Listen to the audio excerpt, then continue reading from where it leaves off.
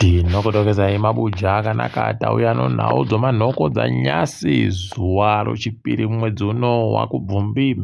Aiwa takuita kuerenga mazuva mashoma asara anondopfuura masvondo mairi zvishoma kuti tisvike kuzuva rokupemberera kuzvitonga kuzere kubva kunyikayo bulletin. Kuramba tichizvitenda izvo. Ipapa munhau dzanyasi wanhu vari kundoreketa nezveyo iri kureketiwa kwaiya gotenziwa kuti structured currency pari bari kuziva kuti imhuka yakaita sei kana mushobo wayo uri bari kumbonzwisisa. Ipapa vagoreketayo kuti kwaichareketiwa ano zvayo musi wechishanu rekai tindomire takaringa nokutoti zviri kuita kurwadza vamwe vakutoshira izvezvi kuti vanokona kundomukira vandonzi mari yavo irimo mumabhengi moyo maiusayo kwaichiri mariba. Hei pari bari kuziva kana kungwisisa, asi chiri kubva chaburika pachena ipapa kutoti vanhu vachiribe chiwimbo zvinoitiwa kubhangi ronyika.com kubvira nguva yagono kukauya nguva yapanonetsa. Hedzinoyi yemushaya vanhu uyu kuti achawana vanhu chere kana kuti achashaya vanhu pokari. Rekai tigoramba takaringa kwazvinenge zvichienda. Wicknell Chivayo agokonzeresa ipapa achipa miriyoni romari yokuAmerica kucheche yaNehemiah Mutendi iyo ZCC. Rekai tigoona kuti zvinenge zvipera sei ipapa akatekaira naMhanduwe achienda ikoku kwavanga vano musangano wavo pazororo pasika musi weSondo. Pano nyaya vamwe vagoreketa kuti pokare iye Wicknell Chivayo uyu abva atopa skotisa kupwanya pedzisai uya kuti kwayampa motika yerudzi rweGhost Rolls Royce. Wabiedu zvavo unobva waona kuti ipapa mukutekaira kurikitika kukwese apedza mari inoita mamiriyoni anoda kusvika 3 achindopa vanhu dzimotika, achipa vanhu mari, achipa iwo macheche aya mari nokudidi. Unobva waona kuti paribe chisvino apa pokare waMhanduwe wagopa mumwe anga ari kuita MC kumisangano yavo yoZANU-PF malaria wagoita takuenda kusarudzo apuwa motika yerudzi rweFord Everest. Rekai wapfatsure zvavo kuonja oba mariyo wari kundowachaka kuti zviite zviri nani. Ticharamba takaringa edu kwazvinenge zvichienda, tinenge tichindokunyepai kuti zvakamira sei. Tiri kufara ukunyepai kutoti bishopu wecheche United Methodist muZimbabwe muno, bishopu Eben Kanukai Nhwatiwa kwaiwanyora bhuku ravo izvezvi ratoburika bhukuro kwai rakatenziwa kuti by the grace of God my life as an African bishop. Aiwa zviverengerei muzvigwira megani kuti zviizvi zvakamboitika muupenyu hwavo. Wari kutenda nyasha dzachikara dzokuramba wakaringa nzira wachienda kumberi. Kuna vanhu 5 vasungiwa izvezvi nemapurisa 2 vari kutotsvagiwa izvezvi nemaziso matsvuku kwaino nyaya yokunzi vagoba mwombe. Pari bari kuziva kuti zviri kumbodini ipapa.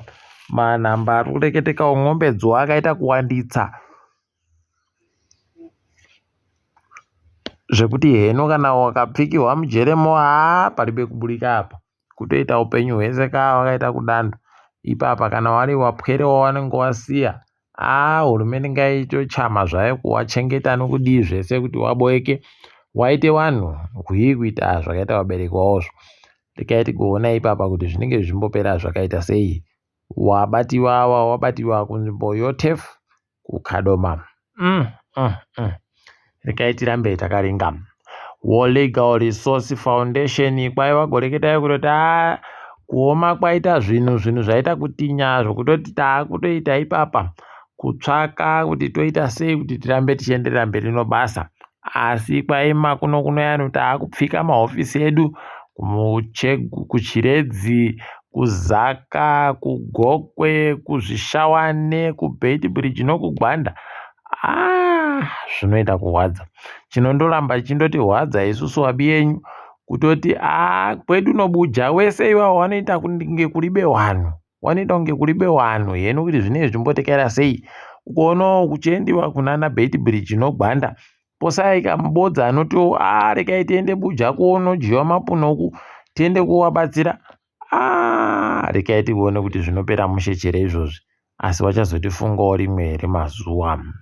Kwai kuno vamwe vanoba wakapakata vari kugonzi ipapa wakaenda koba pachikorocho Epworth Mission wakagoba ipapo mari inoita zviuru 13 zvomari yekuAmerica.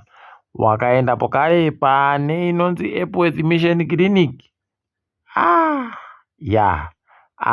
Checheyo wisiri yaita kugwadamisiwa ipapa, asi mapurisa akaferefeta zvisvinu wanokona kuboya kuti mbani akatengesa kuti muno mari yakaita kudandimo. Ikaiti goramba edu takaringa tichiona kwezvinenge zvichinoperera. Whole Society of Zimbabwe wagobvundunura ipapa kunyadzisa kuri kuitika kunyaya dziri kuendesiwa nevanhu kumataurodzi mhosva.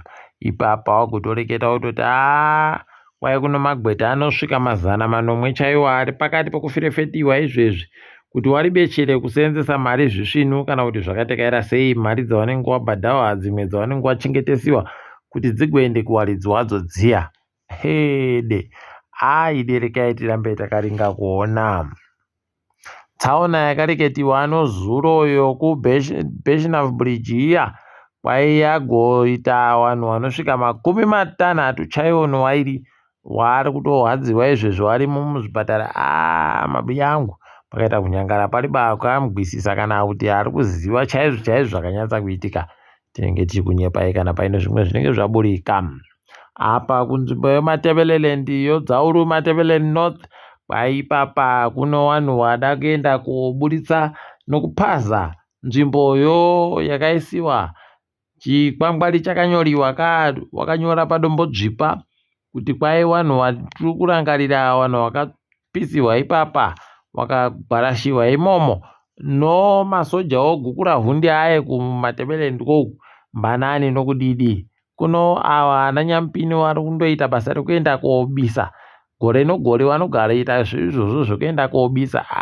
Unobva waona kuti chavanoinga vachihwanda chacho kutoti dai watomira hawo watoti wanhuwe kwaive kusaziva kana kunyepera hawo ngemazungairwa wachindoramba wakanyarara kuita zvavanozoda kuita izvozvo. Rekai tione kuti zvinombopera zvakaita sei. Tinenge tichindokunyepai.